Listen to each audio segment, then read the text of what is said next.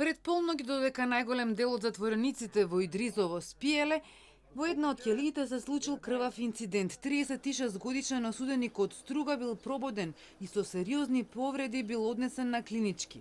Кој го нападнал, полицијата истражува. На 6 август во 20 минути по полноќ во СВР Скопје од казнено-поправната установа затвор Идризово било пријавено дека околу 23:40 часот во едно од одделенијата во установата со остар предмет бил повреден осуденикот СМ 36 од Струга. Тој бил пренесен во комплексот клиники Мајка Тереза за укажување лекарска помош. Се превземаат мерки за расчистување на случајот. Дознаваме дека од ноќеска се испитуваат и затвореници вработени во Идризово.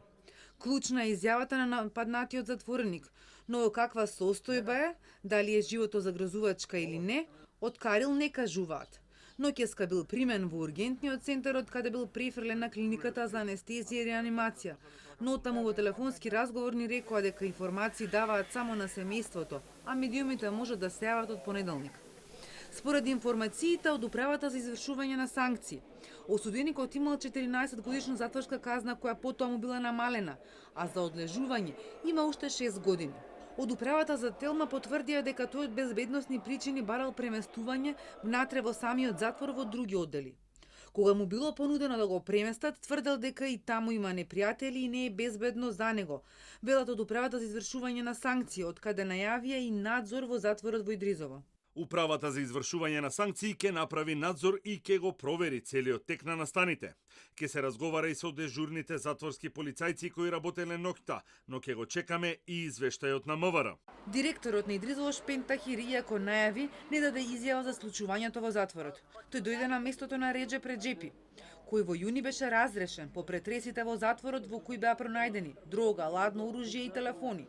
Тогаш министерот за правда најави промени, а невладините уште тогаш реагираа дека при посетите забележувале ножеви во собите на осудените лица.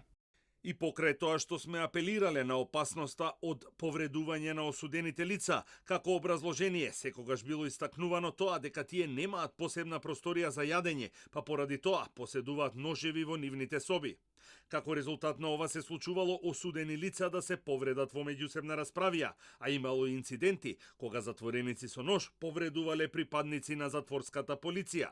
Покрај ова, невладините народниот правобранител континуирано реагираат на пренатрупаност, корупција и субстандардни услови во затворите.